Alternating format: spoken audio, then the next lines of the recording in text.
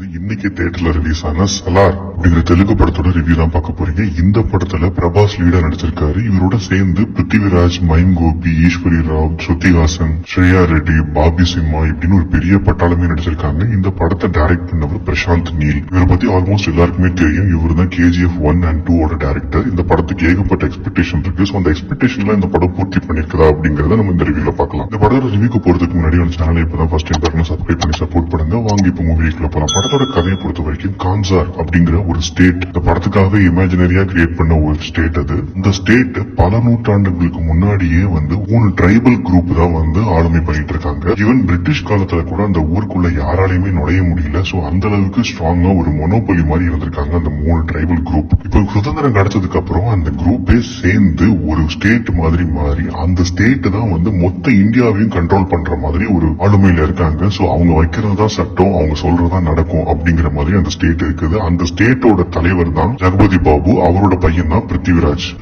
அவருக்கு ஒரு ஒய்ஃபோட பையன் தான். அந்த மாதிரி நிறைய பேர் அந்த கூட்டத்துல இருக்காங்க. இப்ப இந்த ஊரோட பேக்ரவுண்ட் முடிஞ்சிருச்சு. இப்ப படத்தோட ஆரம்பத்துல பாத்தீங்கன்னா பிருத்திவிராஜ் அண்ட் பிரபாஸோட சின்ன வயசு விஷயங்களை ஃபர்ஸ்ட் காட்டுறாங்க. 1985ல இவங்க 2 பேரும் திக் ஃப்ரெண்ட்ஸ். அதாவது எந்த அளவுக்கு அப்படின்னா பிரபாஸ் பிருத்திவிராஜ்காக ஒரு எலக்ட்ரிக் லைனையே புடிச்சு ஒருத்தனை தூக்கடிப்பாங்க ஒரு விஷயத்துக்காக. பிருத்திவிராஜ் பாத்தீங்கன்னா பிரபாஸோட அம்மா ஈஸ்வரி ராவ் யாருமே தொற்றக்கூடாது அப்படிங்கறதுக்காக அவர் கையில இருக்கிற ஒரு ராஜாங்கத்தையே ஒருத்தங்களுக்கு விட்டு கொடுப்பாரு.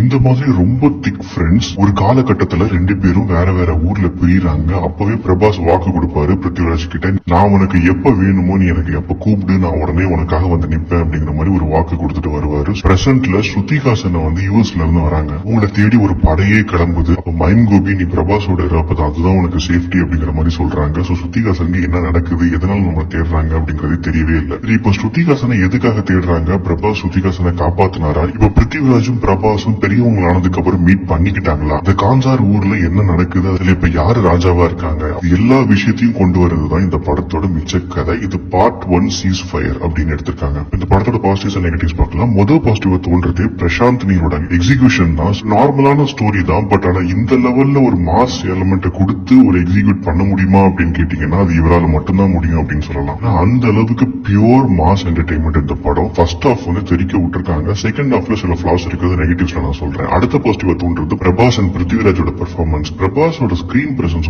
ரொம்ப சூப்பரா இருந்தது. ரொம்ப நாளுக்கு அப்புறம் அவரோட ஸ்கிரீன் பிரசன்ஸ் பாக்குறதுக்கே ரொம்ப நல்லா இருந்தது. அதே மாதிரி பிருத்திவிராஜோட பெர்ஃபார்மன்ஸ் ரொம்பவே சூப்பரா இருந்தது. ஃபர்ஸ்ட் ஹாஃப்ல ஈஸ்வரி ராவோட கேரக்டர் ரொம்பவே அழகா டிசைன் பண்ணியிருந்தாங்க. சூப்பரா பெர்ஃபார்ம் பண்ணியிருந்தாங்க அவங்களும். எனக்கு குறிப்பா இவங்க 2 பேரோட சின்ன வயசு போர்ஷன்ல நடிச்ச 2 பசங்களோட பெர்ஃபார்மன்ஸ் ரொம்பவே சூப்பரா இருந்தது. அடுத்த பாசிட்டிவ் தோன்றது இந்த படத்துல ஃபுல்லாவே சண்டை காட்சிகள் தான். Fight sequence and choreography special credits கொடுத்தே ஆகணும். அதே மாதிரி இந்த படத்தோட ஒன் ஆஃப் த ஹீரோ அப்படின்னு சொல்லலாம் ரவி பாசு. அவரோட BGM தெரிக்க விட்டுருக்காரு. KGFல எந்த அளவுக்கு ஒரு இன்டென்ஸான BGM கொடுத்திருக்காரோ அதே மாதிரி இந்த படத்துலயும் இருக்குது. சில இடத்துல கொஞ்சம் லவுடா இருந்தது. பட் பல இடத்துல நல்லாவே ஒர்க் அவுட் ஆயிருக்குது. அண்ட் சினிமாட்டோகிராஃபி ரொம்பவே நல்லா இருந்தது. இதுலதான் இந்த படத்தோட பாசிட்டிவ்ஸ். இப்ப நெகட்டிவ் சைட் பார்க்கலாம். முதல் நெகட்டிவ் தோன்றது படத்தோட ஃபர்ஸ்ட் ஹாஃப் எந்த அளவுக்கு விறுவிறுப்பா போச்சுதோ செகண்ட் ஹாஃப்ல ஸ்டோரி டெல்லிங் அப்படிங்கிற பேர்ல கொஞ்சம் ஸ்லோ டவுன் ஆயிடுச்சு படமே. உங்களுக்கு நிறைய சீன்ஸ் KGFல நீங்க பார்த்த மாதிரியே இருக்கும். அதே அட்மாஸ்பியர் அதே மாதிரி சீன்ஸ் எல்லாம் உங்களுக்கு ரெப்பிட்டேட்டிவா பார்த்த மாதிரி ஒரு ஃபீல் கொடுக்கும். அது கொஞ்சம் அவாய்ட் பண்ணிருக்கலாம். And as usual over mass element. Normal டைலாகே வராது. எல்லாமே ஒரு பஞ்ச் டைலாக் மாதிரியே தான் பேசுறாங்க. இப்ப நார்மலா நீங்க தண்ணி குடிக்கலான்னு கேட்டாங்கன்னா அதுவே ஒரு பஞ்ச் டைலாக்கா தான் இருக்கும். டியூரேஷனும் ஒரு பெரிய மைனஸ். ஆல்மோஸ்ட் 3 hours படம் போகுது. நிறைய ஸ்லோ மோஷன் சீன்ஸ்லயே